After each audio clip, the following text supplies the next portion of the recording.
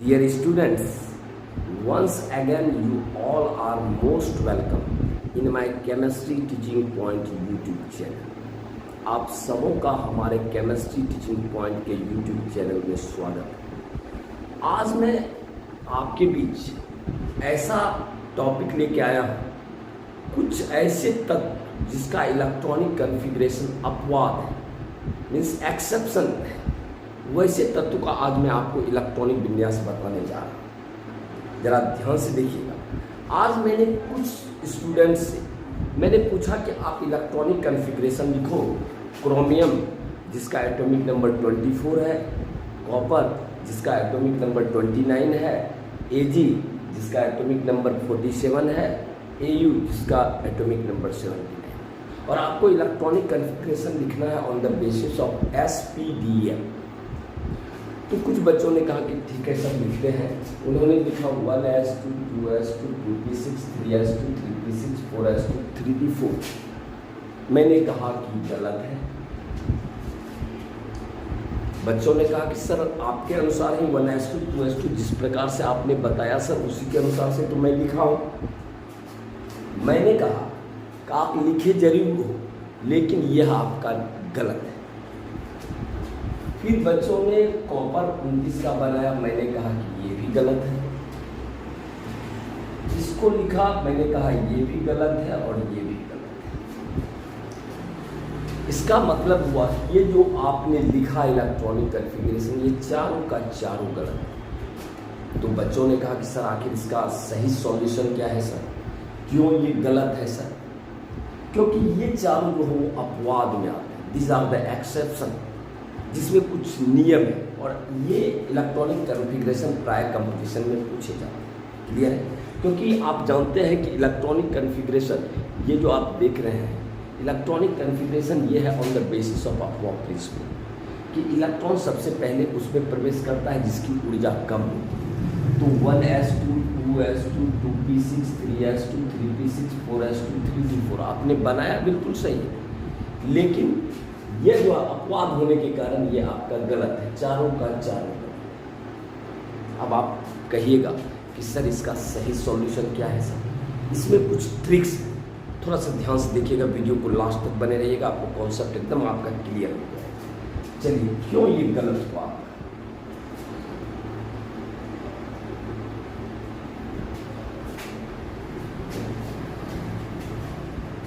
यहाँ कुछ हम आपको इम्पोर्टेंट नोट्स क्लियर है। हम कहते हैं कि डी में आपका 5 ऑर्बिटल, 1 2 3 4, डी में आपका 5 ऑर्बिटल हमारे पास जो है डी में 5 है और प्रत्येक ऑर्बिटल में 2 इलेक्ट्रॉन्स, एक क्लॉकवाइज और एक एंटी क्लॉकवाइज डायरेक्शन। इसका मतलब हुआ कि एक है आपका हाफ फील्ड। हाफ फील्ड का मतलब हुआ, हाफ फील्ड का मतलब ही हुआ अर्धभरित। अर्धभरित मतलब क्या? जिसमें आधा भरा हुआ। एक ऑर्बिटल में 2 इलेक्ट्रॉन होता है तो अर्धभरित का मतलब 1 इलेक्ट्रॉन, यानी सबों में एक इलेक्ट्रॉन। क्लियर? और दूसरा है full fill orbital. Full fill orbital का मतलब सब में 2 इलेक्ट्रॉन, 1 2 3 4 5 है। फुलफिल का मतलब हुआ सब में 2 ये कहलाया आपका क्या? फुलफिल। इसको आप कहते हैं फुल। तो हम क्या कॉन्सेप्ट दे रहे हैं? हाफ फील्ड ऑर्बिटल, अर्धभरित ऑर्बिटल और full fill orbital, these are more stable, ज़्यादा अस्थायी होता है। ये जो होते हैं these are more stable, these are more stable, ज़्यादा अस्थायी। तो कोई भी तत्व चाहता है कि हम स्टेबिलिटी प्राप्त करें, हम स्टेबल हों, चाहे हम हाफ फील्ड हो जाए या फुल फील्ड हो जाए।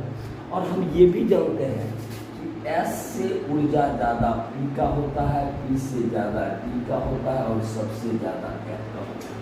यानी अगर एनर्जी पर देखें, एनर्जी के आधार पर देखें तो S से ज़्यादा ऊर्जा P का, P से ज़्यादा ऊर्जा D का, D से ज़्यादा ऊर्जा F का। और जिस ऑर्बिटल की ऊर्जा अधिक होगी वो कमजोर वाले ऑर्बिटल से इलेक्ट्रॉन ले सकता है अपने स्टेबिलिटी को मेंटेन करने। क्लियर है? वही कॉन्सेप्ट यहाँ भी काम करता है। क्या काम करता है? यहाँ हम कह रहे हैं कि S में आपका 2 इलेक्ट्रॉन, ठीक है, और यहाँ हम कह रहे हैं कि D में आपने कहा कि 5 ऑर्बिटल। सही है? वही चीज़ हम यहाँ दिखा रहे हैं, थोड़ा दिख नहीं रहा है, हम थोड़ा नीचे देते हैं, ऊपर आपको दिख नहीं रहा था इसलिए हम नीचे बनाते हैं। यहाँ देखिए S में 1 बॉक्स और D में आपका 5 होता है, 1 2 3 4, यहाँ 2 इलेक्ट्रॉन है, 1 2 3। इलेक्ट्रॉन सबसे पहले एक डायरेक्शन में भरेगा और सब ऑर्बिटल में एक एक इलेक्ट्रॉन्स डालने के बाद इलेक्ट्रॉन्स का पेयरिंग होगा। तो यहाँ आप देखिए कि इसको हाफ फिल होने के लिए चाहिए कितना? 1 इलेक्ट्रॉन। यानी अगर इसको 1 इलेक्ट्रॉन्स हम कहीं से ला दें तो ये स्टेबल हो जाएगा। और इसके पीछे जो है 4s है जिसकी ऊर्जा कम है, तो ये अपना स्टेबिलिटी मेंटेन करने के लिए क्या करता है कि 1 इलेक्ट्रॉन S से खींच देता है, ये इलेक्ट्रॉन यहाँ से खींचा जाता है। इस तरह से इसका इलेक्ट्रॉनिक कॉन्फ़िगरेशन 1 हो गया और इसका 5 हो गया। अब आपका ये गलत नहीं, अब आपका ये इलेक्ट्रॉनिक कॉन्फ़िगरेशन सही, यानी 4s1 और 3d5 अब आपका बिल्कुल सही। दूसरा देखिए, यहाँ पर S में आपका 2 इलेक्ट्रॉन है और यहाँ D में आपका 5 ऑर्बिटल, 1 2 3 4। यहाँ पर 2 इलेक्ट्रॉन, 1 2 3 4 5 6 7 8, ठीक है। अगर सपोज मान लीजिए यहाँ पर यदि हम 1 इलेक्ट्रॉन ला दें तो ये फुलफिल हो जाएगा, मोर स्टेबल हो जाएगा। तो ये अपने स्टेबिलिटी को मेंटेन करने के लिए क्या करता है, यहाँ से इलेक्ट्रॉन को खींचे। तो यहाँ से इलेक्ट्रॉन खींचा तो ये अब आपका क्या हो गया, यहाँ S में 1 हो गया और D में 10। अब ये आपका गलत नहीं, अब ये आपका सही। अब इस तरह से आप यहाँ पर भी सुधार सकते हैं। यहाँ पर S में आपका 1 हो जाएगा और ये D में 10। क्लियर है? ये भी सही है। अब अंतिम चलिए, अंतिम गौर कीजिएगा, यहाँ F है, 4F है, तो F को कभी भी मतलब D को कभी भी पावर नहीं है कि F का इलेक्ट्रॉन को खींचे, क्योंकि F की ऊर्जा सबसे अधिक है।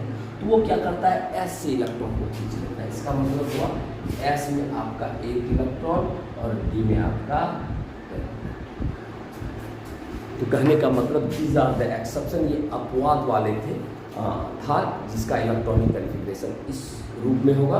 और क्यों ऐसा हुआ इसका कॉन्सेप्ट हम आपको यहाँ दिए, क्योंकि half filled orbital and full filled orbital are more stable.